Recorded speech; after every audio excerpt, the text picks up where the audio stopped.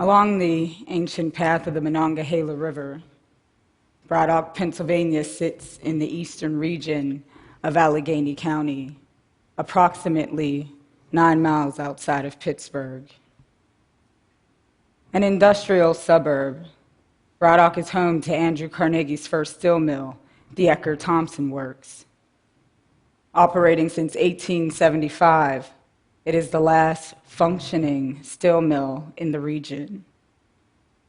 For 12 years, I have produced collaborative portraits, still life, landscapes, and aerial views in order to build a visual archive to address the intersection of the steel industry, the environment, and the healthcare system's impact on the bodies of my family and community.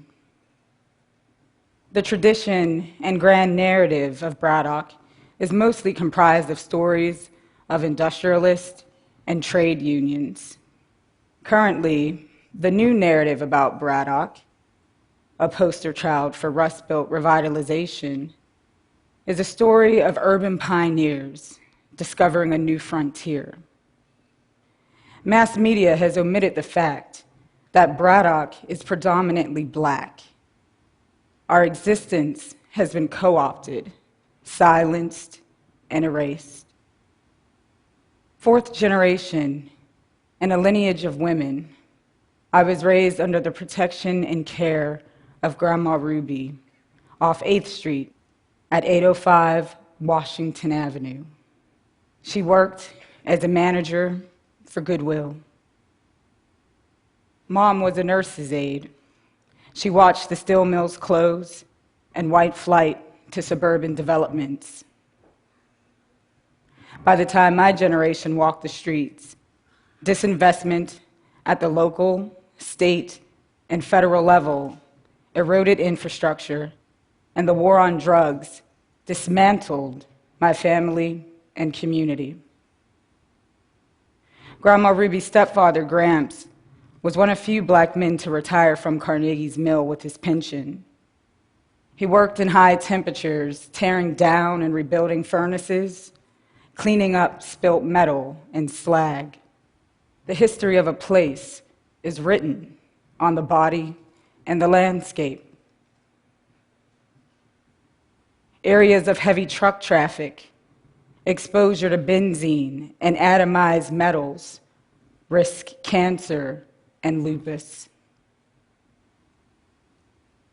123 licensed beds, 652 employees, rehabilitation programs decimated. A housing discrimination lawsuit against Allegheny County removed where the project's Talbot Towers once stood. Recent rezoning for more light industry has since appeared.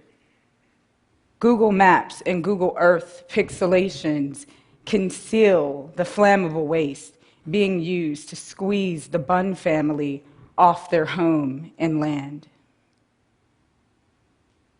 In 2013, I chartered a helicopter with my cameras to document this aggressive dispossession. In flight, my observation reveals thousands of plastic white bundles owned by a conservation industry that claims it's eco-friendly and recycles millions of tires to preserve people's lives and to improve people's lives. My work spirals from the micro to the macro level, excavating hidden histories. Recently, at the Seattle Art Museum, Isaac Bunn and I mounted this exhibition, and the exhibition was used as a platform to launch his voice. Through reclamation of our narrative, we will continue to fight historic erasure and socioeconomic inequality. Thank you.